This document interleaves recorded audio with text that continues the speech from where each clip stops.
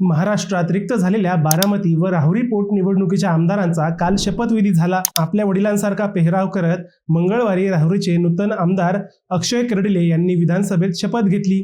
अक्षय कर्डिलेंच्या रूपाने नगरला 19वा आमदार मिळाला। अहिल्यानगर जिल्ह्याने तब्बल 19 आमदार देत राज्यात एक अनोखा विक्रम केलाय। या 19 आमदारांचा प्रत्येकी 5 कोटी असा नगरला आता तब्बल 95 कोटी रुपये निधी मिळणार आहे, जे नगरच्या राजकीय इतिहासात कधीच घडलं नाही, ते आता घडणार आहे। पुढच्या 5 वर्षात दरवर्षी 95 कोटी रुपये मिळणार असल्याने नगरचा रखडलेला विकास आता तरी होईल असं म्हणायला काही हरकत नाही। नगरच्या विकासाच्या आकड्याचं हेच गणित आज आपण समजून घेणार आहोत। नमस्कार, मी अजय आणि आपण पाहत आहात अहिल्यानगर लाईव्ह 24, नगरी राजकारणाचं परफेक्ट ॲनालिसिस। उपमुख्यमंत्री अजित पवार व भाजपचे ज्येष्ठ आमदार शिवाजीराव कर्डिले यांच्या निधनामुळे बारामती व राहुरी विधानसभेच्या जागा रिक्त झाल्या होत्या। काही महिन्यांपूर्वी या दोन्ही जागांची निवडणूक झाली। त्यात अपेक्षेप्रमाणे वंशपरंपरागत नेत्यालाच नेतृत्व करण्याची संधी मिळाली। मंगळवारी विधानसभा अध्यक्ष राहुल नार्वेकर यांनी उपमुख्यमंत्री सुनेत्रा पवार व अक्षय कर्डिले यांना शपथ दिली। या शपथविधीचीही नगर जिल्ह्यात चांगलीच चर्चा झाली। वडील दिवंगत शिवाजीराव कर्डिले यांच्या आठवणींना नूतन आमदार अक्षय कर्डिले यांनी उजाळा दिला। डोक्यावर गांधी टोपी, अंगात पांढरा नेहरू कुर्ता पायजमा आणि डोक्यावर बुक्का अशा वडिलांच्या आवडत्या वेशातच अक्षय कर्डिले यांनी विधानसभेची शपथ घेतली। अक्षय कर्डिलेंच्या चेहऱ्यावरील स्मित हास्य आणि त्यांची विश्वासपूर्ण देहबोली स्वर्गीय शिवाजीराव कर्डिलेंची आठवण करून गेली। नगर जिल्ह्यात विधानसभेचे 12 आमदार आहेत।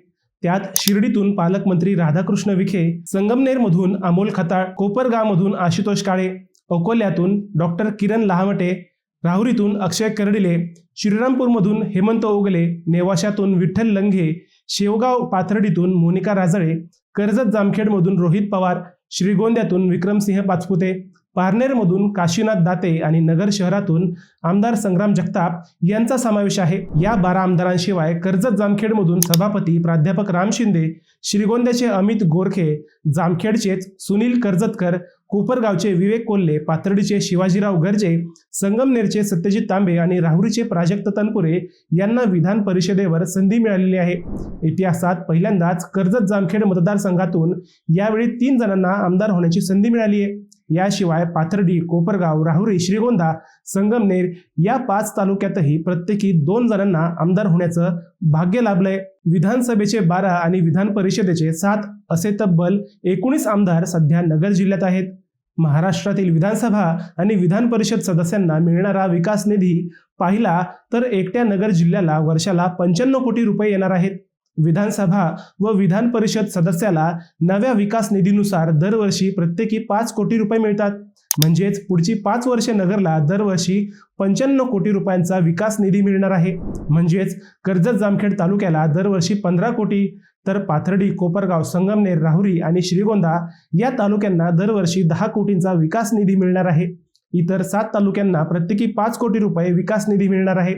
या विकास निधीतून त्या तालुक्यातील रखडलेली विकास कामे मार्गी लागतील अशा शक्यता व्यक्त करण्यात आता हरकत नाही। कारण एकेका तालुक्यात 2-2, 3-3 आमदार म्हटल्यावर विकास निधी कुठे आणि कसा खर्च करायचा हा प्रश्न आमदारांना पडावा अशी सामान्यांची इच्छा आहे। 2011 पासून 2020 पर्यंत आमदारांना दरवर्षी 2 कोटींचा विकास निधी मिळत होता।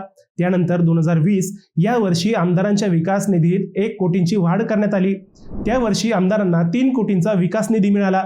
त्याच वर्षी दिवाळी दसऱ्याचे औचित्य साधून ऑक्टोबर 2020 मध्ये आमदारांच्या निधीत पुन्हा 1 कोटींची वाढ करण्यात आली।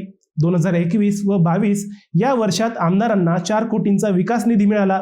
परंतु 2022 पासून तत्कालीन अर्थमंत्री अजित पवार यांनी आमदारांना प्रत्येकी 5 कोटींचा विकास निधी देण्यास सुरुवात केली। म्हणजेच एका आमदाराला त्याचा कार्यकाळ पूर्ण करेपर्यंत आपल्या मतदारसंघासाठी प्रत्येकी 25 कोटी रुपये मिळतात।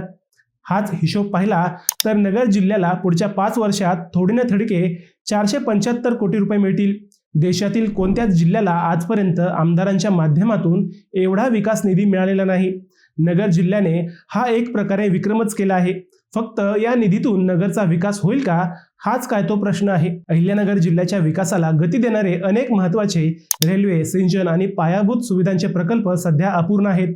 निधीचा अभाव आणि भूसंपादनातील अडचणींमुळे या प्रकल्पांना उशीर झाला आहे। नदीजोड प्रकल्प, निळवंडे प्रकल्पाचे उजवे कालवे, नगर संभाजीनगर 6 पदरी मार्ग, नगर मनमाड महामार्ग, शिर्डी शनी शिंगणापूर रस्ता, दुष्काळी पाणी योजना, नगर शहरातील उड्डाणपूल तसेच नगर संभाजीनगर व नगर मनमाड महामार्गावरील उड्डाणपूल, संभाजीनगर अहिल्यानगर रेल्वे मार्ग, हरेगाव इंधन प्रकल्प, साकाळी योजना, मुळा भंडारदरा धरणात साचलेला गाळ असे अनेक प्रश्न गेल्या कित्येक वर्षांपासून रेंगाळले आहेत.